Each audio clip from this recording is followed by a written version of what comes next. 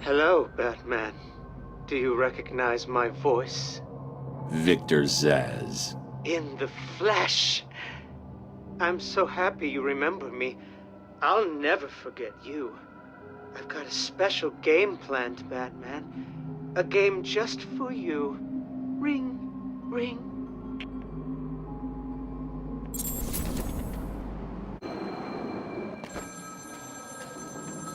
Speak. Oh, Batman, you sound impatient. That is good. That is very good. You'll need that to solve my little game. You may have heard that I have been providing salvation to the mindless drones lucky enough to answer my calls. Hardly salvation. You've been killing them. That's a question of perspective. For example, from where I'm standing, I can see 3 little piggies just waiting for me to cure them of life. From their perspective, I'd imagine they see things differently. If you hurt them, Zsasz, I will hunt you down. I bet you will. But first, a little game. Right now, somewhere in Arkham City, there's a phone ringing. I know it's a big place, but you need to find it. Take too long, and I kill these piggies. And don't try anything clever.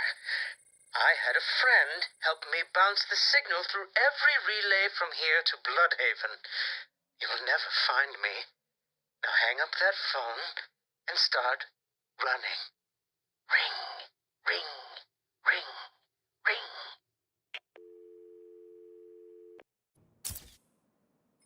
Did I ever tell you about my first kill, Batman? No? As I am sure you are aware, my parents were dead and I was rich. So rich I could have anything I wanted, but of course, all I wanted was them back. I now know that that was impossible, of course, that their death served a higher purpose. But back then, I had yet to experience the joy of cold steel cutting through warm flesh. I had no idea how I could save these people from the relentless misery of their existence. You should have stayed that way. Really? Then I'll stop now. Find another telephone, Batman. Goodbye. You made it. I think I will continue my story. I feel the need to talk, to confess maybe. I was rich and alone, but not for long, of course.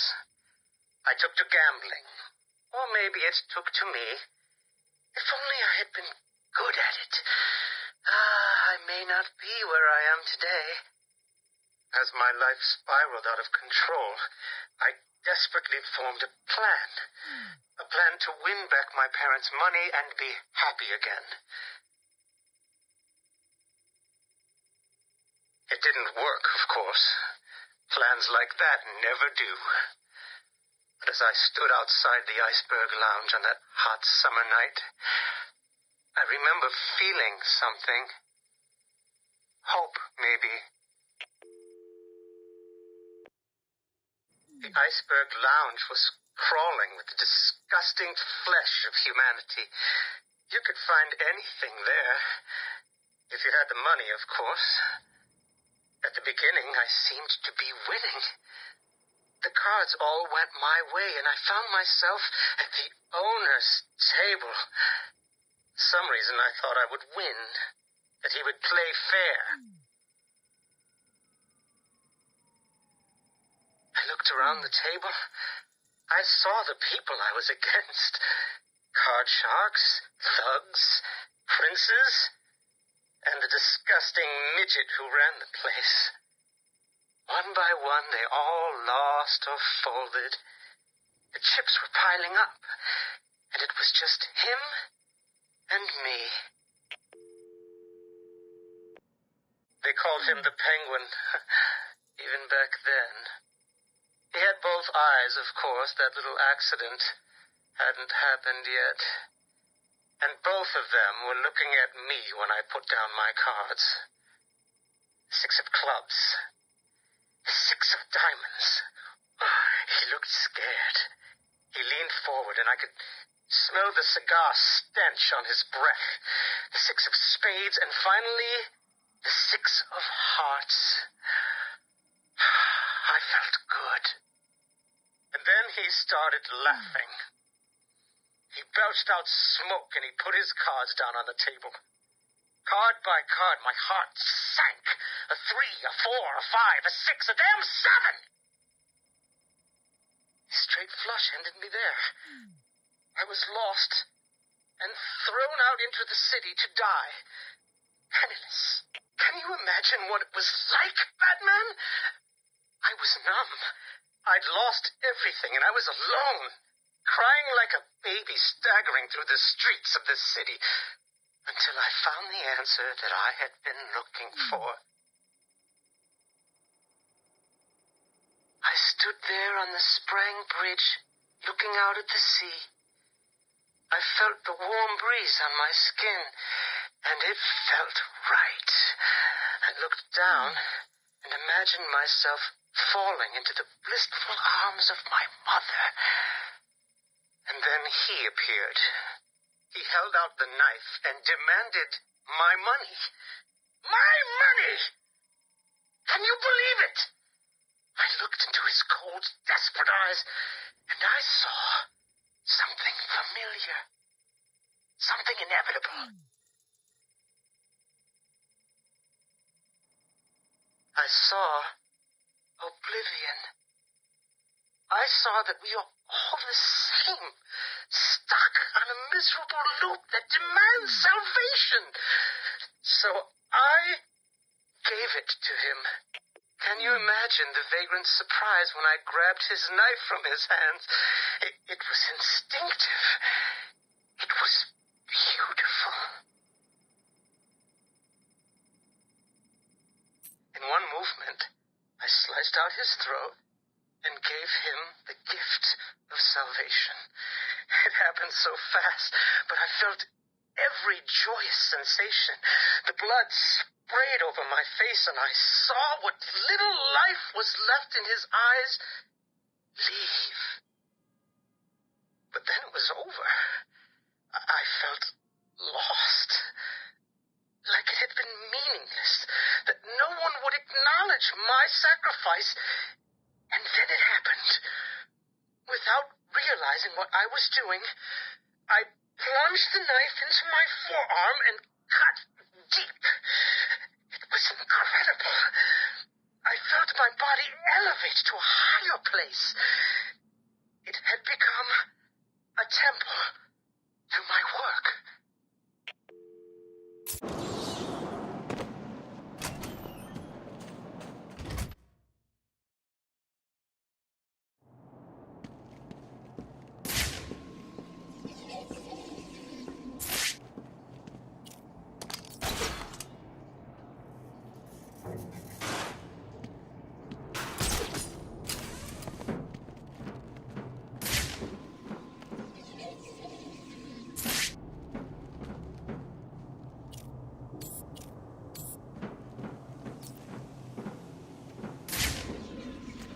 Your entire lives have been accelerating to this point.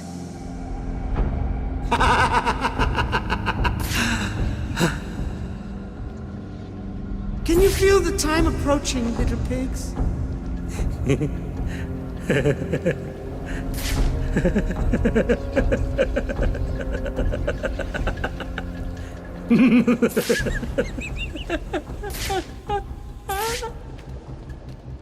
Soon, I will carve your life on my arm.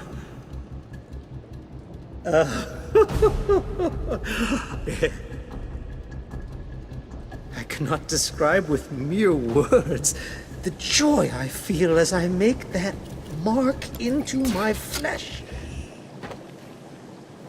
Mwah. You're probably praying I will end your lives quickly. I won't.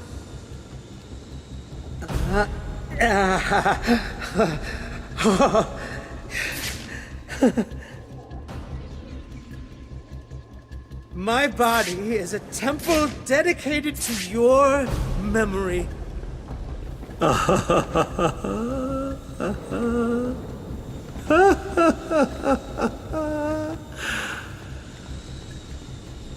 Your life is over. Accept it and prepare yourselves to sink into the oblivion of nothing.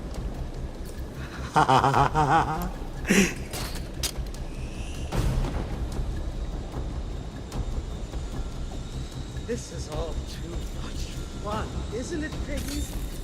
I'm enjoying myself so much. I nearly forgot to give Batman another call. Come on, Batman. Where are you? Don't worry. He'll fail. Maybe this time, maybe the next. Pick up the phone, Bat!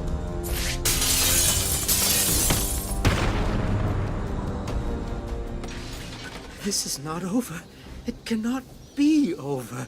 My blade will bathe in the crimson rivers of blood that will pour from the holes I cut into your body. You cannot deny me the mark. I need to make the mark. It's all I have left.